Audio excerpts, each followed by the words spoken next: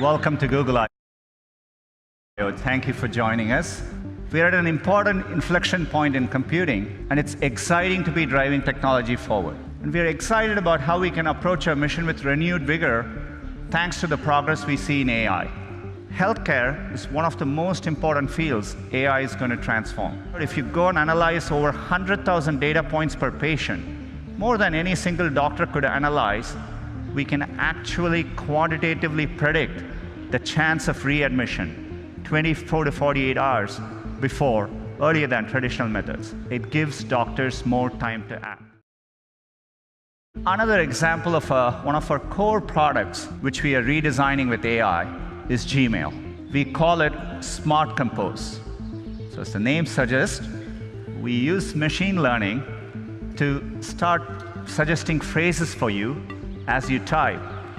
All you need to do is to hit tab and keep auto-completing.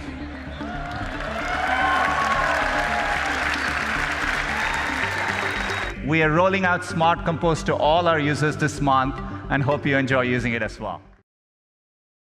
So we are bringing a new feature called Suggested Actions. Say, for example, you went to a wedding and you're looking through those pictures. We understand your friend Lisa is in the picture, and we offer to share the 3 photos with Lisa, and with one click, those photos can be sent to her. By the way, AI can also deliver unexpected moments. So for example, if you have this cute picture of your kid, we can make it better. We can drop the background color, pop the color, and make the kid even cuter. Or if you happen to have a very special memory, something in black and white, maybe of your mother and grandmother, we can recreate that moment in color and make that moment even more real and special. All these features are going to be rolling out to Google Photos users in the next couple of months. And today, I'm excited to announce our next generation TPU 3.0. These chips are so powerful that for the first time, we've had to introduce liquid cooling in our data centers. So we've worked hard with WaveNet, and we are adding, as of today, 6 new voices to the Google Assistant. Let's have them say hello. Good morning, everyone. I'm your Google Assistant. Welcome to Shoreline Amphitheater. We hope you'll enjoy Google I/O. Back to you, Sundar. Let's be honest, it gets a little annoying to say, "Hey Google," every time I want to get my assistant's attention. Now you won't have to say, "Hey Google," every time. We call this continued conversation, and it's been a top feature request. Are kids learning to be bossy and demanding when they can just say, "Hey Google," to ask for anything they need? Now, we've been consulting with families and child development experts, and we plan to offer Pretty Please as an option for families later this year.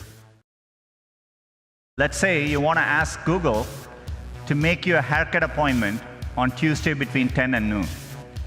What happens is the Google Assistant makes the call seamlessly in the background for you. So how can I help you? Hi, I'm calling to book a women's haircut for a client. I'm looking for something on May 3rd. Sure, give me 1 second. The amazing thing is the assistant can actually understand the nuances of conversation. We've been working on this technology for many years. It's called Google Duplex. It brings together all our investments over the years in natural language understanding, deep learning, text-to-speech. By the way, when we are done, the assistant can give you a confirmation notification saying your appointment has been taken care of. We gave you an early look at our new smart displays at CES in January. We're working with some of the best consumer electronic brands. And today, I'm excited to announce that the first smart displays will go on sale in July. From staying in touch with family with broadcast and duo video calling, to keeping an eye on your home with all of our other smart home partners, to seeing in advance what the morning commute's like with Google Maps. We're thoughtfully integrating the best of Google and working with developers and partners all around the world to bring voice and visuals together in a completely new way for the home.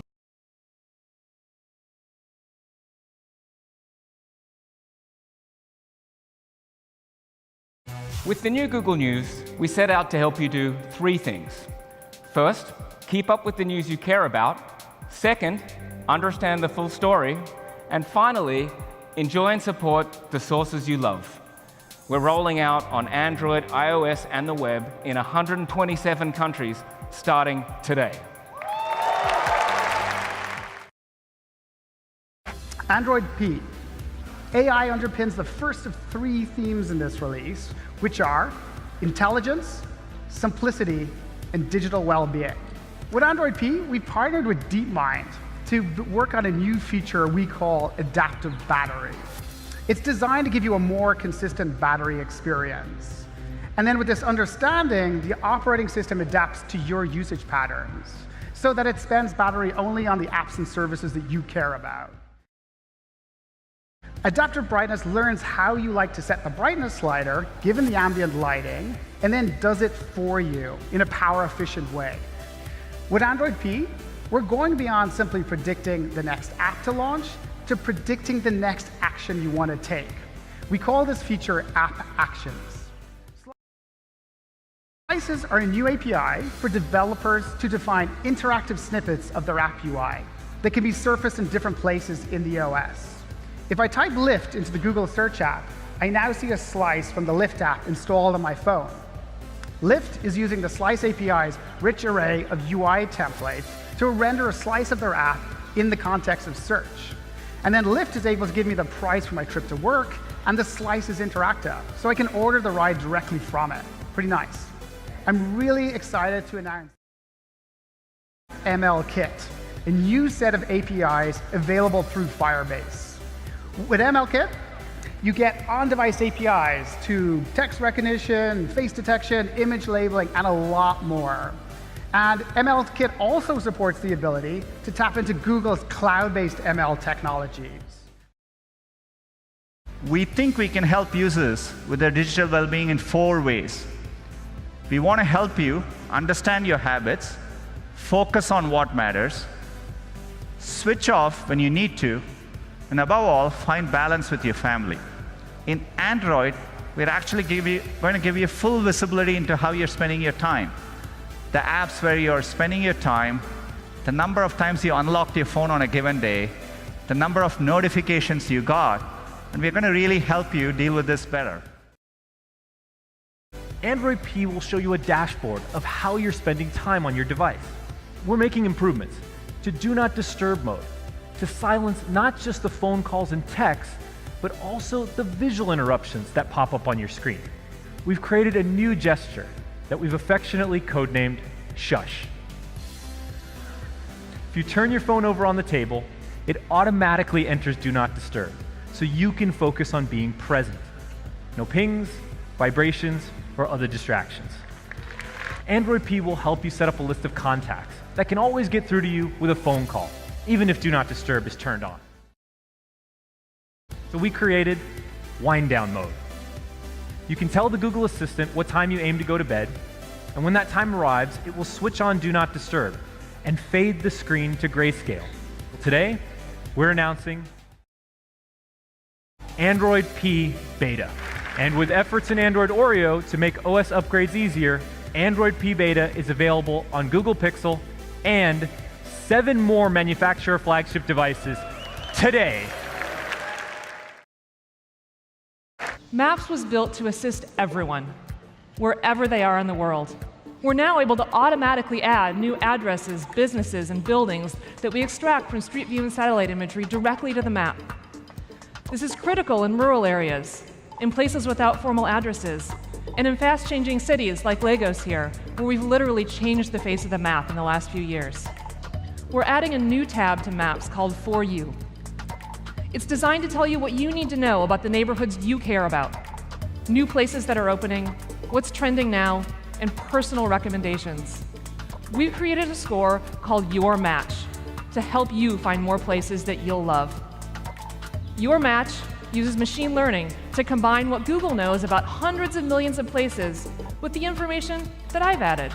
Restaurants I've rated, cuisines I've liked, and places that I've been to. Share the list with your friends to get their input too. You can easily share with just a couple of taps on any platform that you prefer.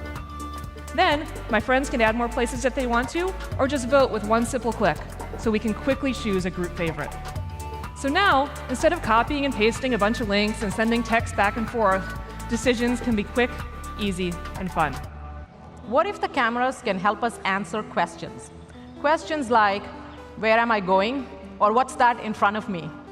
Our teams have been working really hard to combine the power of the camera, the computer vision, with Street View and maps to reimagine walking navigation. You can start to see nearby places, so you see what's around you.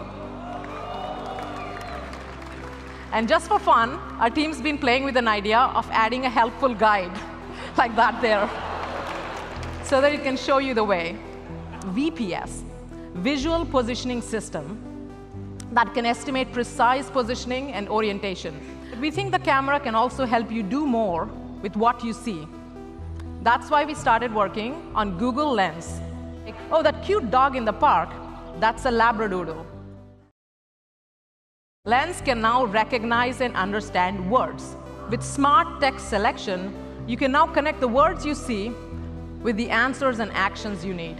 So you can do things like copy and paste from the real world directly into your phone. The next feature I want to talk about is called Style Match. And the idea is this. Sometimes your question is not, oh, what's that exact thing? Instead, your question is, what are things like it? You're at your friend's place, you check out this trendy-looking lamp, and you want to know things that match that style. And now Lens can help you. So the last thing I want to tell you about today is how we're making Lens work in real time. So as you saw in the Style Match example, you start to see, you open the camera, and you start to see Lens surface proactively all the information instantly. And it even anchors that information to the things that you see. But we're very excited that starting next week, Lens will be integrated right inside the camera app on the Pixel, the new LG G7, and a lot more devices. Today, Waymo is the only company in the world with a fleet of fully self-driving cars with no one in the driver's seat on public roads. Phoenix will be the first stop for Waymo's driverless transportation service, which is launching later this year. Soon, everyone will be able to call Waymo using our app, and a fully self-driving car will pull up with no one in the driver's seat to whisk them away to their destination. And within a matter of months, we reduced the error rate for detecting pedestrians by 100x. That's right, not 100%, but 100 times. Now at Waymo, AI touches every part of our system, from perception to prediction to decision-making to mapping and so much more. Now, to be a capable and safe driver, our cars need a deep semantic understanding of the world around them. Our vehicles need to understand and classify objects, interpret their movements, reason about intent, and predict what they will do in the future. And today, I want to tell you about two areas where AI has made a huge impact: perception and prediction. Traditionally in computer vision, neural networks are used just on camera images and video. But our cars have a lot more than just cameras. We also have lasers to measure distance and shapes of objects, and radars to measure their speed. And by applying machine learning to this combination of sensor data, we can accurately detect pedestrians in all forms in real time. Our fleet has self-driven more than 6 million miles on public roads. And at Waymo, we use the TensorFlow ecosystem and Google's data centers, including TPUs, to train our neural networks. And with TPUs, we can now train our nets up to 15 times more efficiently. And we can't wait to make our self-driving cars available to more people, moving us closer to a future where roads are safer, easier, and more accessible for everyone. Thanks, everyone. It's a great reminder of how AI can play a role in helping people in new ways all the time. And I hope you all find some inspiration in the next few days to keep building good things for everyone. Thank you.